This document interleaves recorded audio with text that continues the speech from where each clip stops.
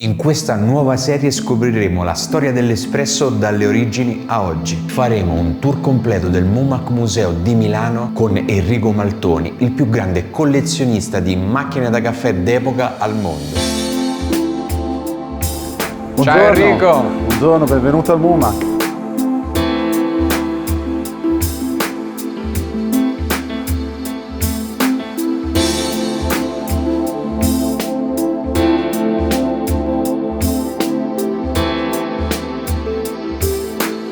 Benvenuti all'interno del museo, non sono da solo, sono qui con Barbara Foglia, MUMAC Director, e Enrico Maltoni, collezionista e co-creator di questo splendido posto.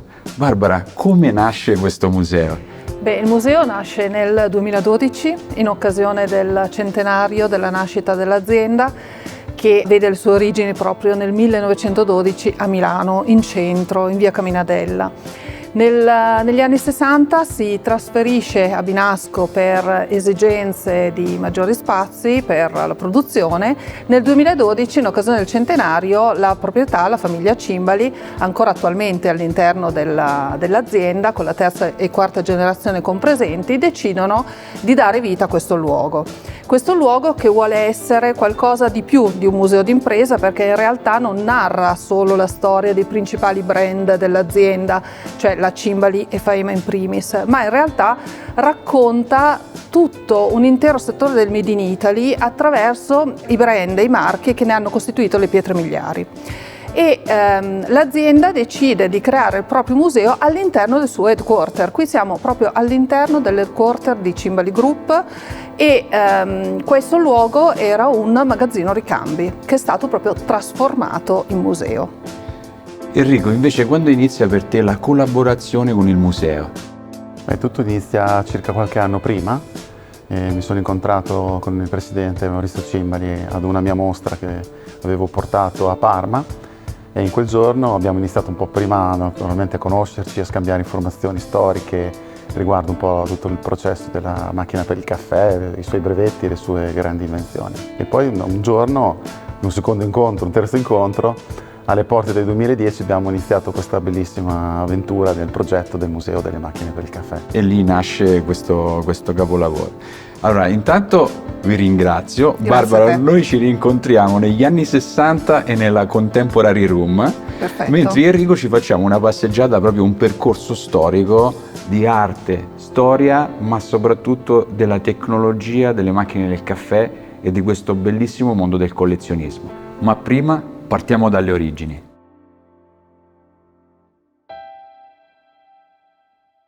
E dalle origini partiamo. In questa foto alle mie spalle potete vedere proprio qui in alto il signor Giuseppe Cimbali, e la didascalia ci racconta già una storia.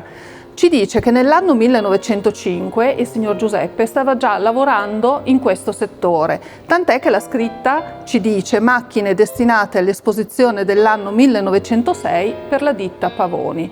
Quindi il nostro fondatore era già attivo nel settore fin dal 1905, quando sappiamo che la sua azienda poi è stata fondata nel 1912, per cui possiamo davvero considerarlo pioniere fra i pionieri. Enrico, siamo nella sala delle origini, fine 800. Mi piacerebbe sapere qual è la rivoluzione tecnologica e che caffè stiamo bevendo. Ci troviamo nella parte del cuore del museo ed è la macchina costruita da Angelo Moriondo, un torinese, nel 1884. Il progetto è quello di realizzare una macchina a pressione di vapore, come vediamo qui. Questa è una replica costruita dalla mia officina, anzi invito anche a visitare il link della costruzione di questo modello. Lo lasciamo in descrizione. La caratteristica è preparare tante tazze nere fumanti per il pubblico all'esposizione che ci fu a Torino in quell'anno, 1884. E qual è poi la seconda rivoluzione, tecnologica di quell'epoca? Diciamo che la seconda rivoluzione la possiamo trovare qui. Brevetto Bezzera del 1901, questo è un modello ideale della Pavone del 1905, e il sistema cambierà completamente, perché prima abbiamo nella macchina precedente un grande serbatoio che può servire tante tazze nere fumanti. Qui invece abbiamo un portafiltro, quindi un innesto completamente differente rispetto a prima, e questa possibilità del filtro di inserire la macinatura del caffè al suo interno, pressarlo, permette di portarlo nel gruppo rogatore e di avere un'estrazione acqua e vapore insieme. Quindi aprendo il rubinetto si può creare una pressione di vapore non superiore alle 2 atmosfere e la fuoriuscita del caffè naturalmente nera, fumante. Perché questo? Perché ancora non c'è la crema, però fu un'invenzione geniale. Quindi Angelo Moriondo è stato un precursore della storia che aveva capito che una macchina poteva preparare delle porzioni di caffè fresche ma preparate al momento per il cliente in grandi quantità. Qui invece si va a migliorare la qualità, riducendo la quantità di caffè, Sì. ma portando al massimo un'estrazione dai 2-3 taste per volta, naturalmente con tempi maggiori di estrazione e di attenzione, però con una grande maestria. Non solamente la meccanica e il brevetto ha portato il successo, ma anche la maestria dell'artigiano, Sì. L'artigiano che costruisce una macchina a colonna a sviluppo verticale con una grande cura nei materiali e nelle decorazioni. Siamo naturalmente nel periodo d'inizio del Novecento, Liberty, l'Art Nouveau, che influenzerà un po' tutto quello che è stato prodotto in questo periodo storico in cui ci troviamo. La Pavoni sceglie come marchio i 2 pavoni, questo è uno smalto, prodotto a Milano, ma la cosa meravigliosa è che sull'estremità della cupola abbiamo delle foglie di caffè con i chicchi di caffè riportati anche qui sopra, decorati e cesellati a mano, quindi arte pura in una macchina per il caffè rivolta verso il cliente.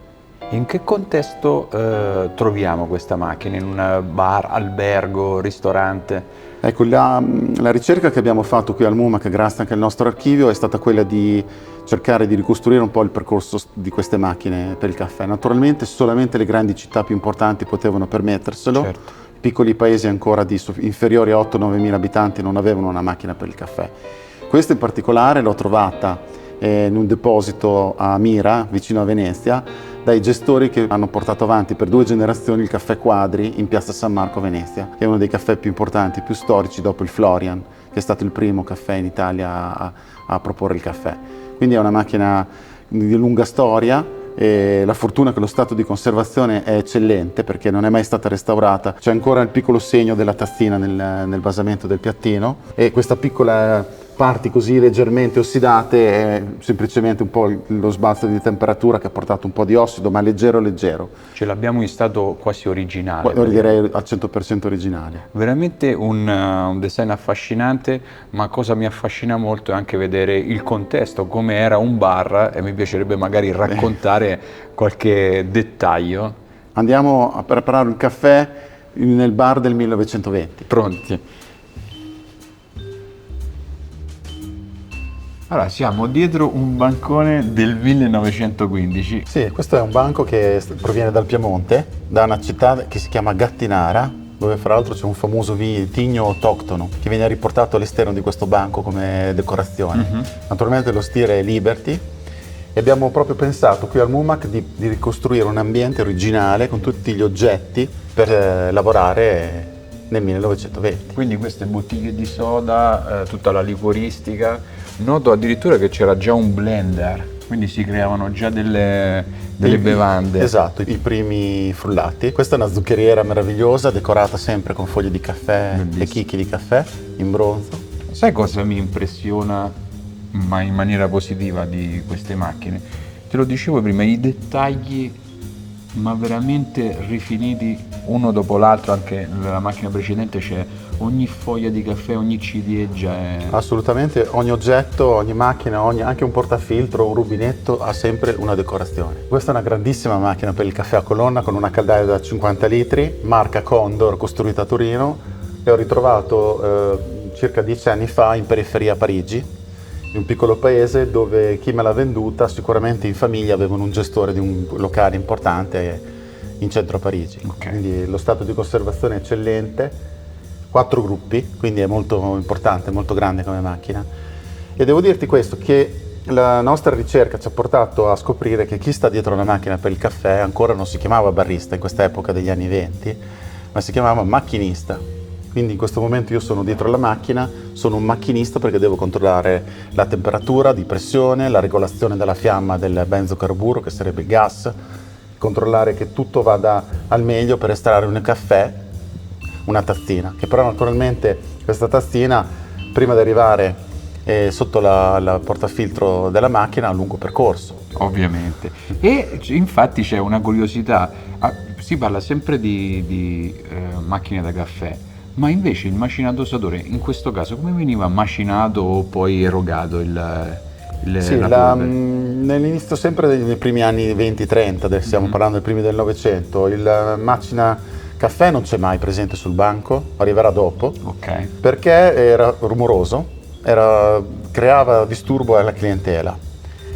E posso dire che nei primi bar, come anche questo bar qua, difficilmente è possibile vedere delle immagini, delle foto dove venga servito il caffè al banco. L'usanza era al tavolino, quindi servizio al tavolo. Questo è un dosa caffè, viene macinato nel retro del locale, portata la polvere macinata al suo interno, la possibilità di aprirlo, e questo è uno dei primi pressacaffè. Questo qui serve proprio per pressare il portafiltro, che adesso vado a sganciare. Quindi io arrivo, prendo la dose qui al suo interno, vado qua e posso pressare il portafiltro in modo da poterlo portare in macchina e poter preparare l'estrazione del caffè. Ricordiamo, non abbiamo in nessun modo una pressione simile a quella dei 9 bar. No, la pressione è circa da 1,5 a 2, Ok. quindi la pressione non è molto elevata, ma all'epoca fu geniale perché permetteva di avere un caffè fresco. Ma ce lo prendiamo un caffè nel 1915? Assolutamente sì, ma seduti. Assolutamente. Allora, stiamo prendendo un caffè come si faceva, diciamo, agli inizi del Novecento, sicuramente non al bancone in questo contesto, giusto? La prima parte del Novecento ha portato la tazzina del caffè nera fumante preparata dalle macchine a vapore a un servizio al tavolo, che era tipico del nostro paese. Ok. Cosa abbiamo fatto? Abbiamo cercato di ricostruire il più fedele l'arredo originale, e questo è un tavolo realizzato in faggio curvato dalla famosa azienda storica Tonet, e ci stiamo bevendo il caffè in una tazzina della Ginori Firenze. Quindi siamo praticamente immersi nei primi del Novecento. Sì. È fantastico, come dicevamo prima, che nel museo ogni dettaglio è curato, anche nella parte di arredamento, non soltanto nella parte di, diciamo, di attrezzatura, e questo ti fa rivivere proprio i momenti dell'epoca. Dopo un buon caffè andiamo nella seconda stanza. Sono molto curioso, anche se un po' la conosco, ma scoprire nuove cose mi piace sempre. Andiamo. Andiamo.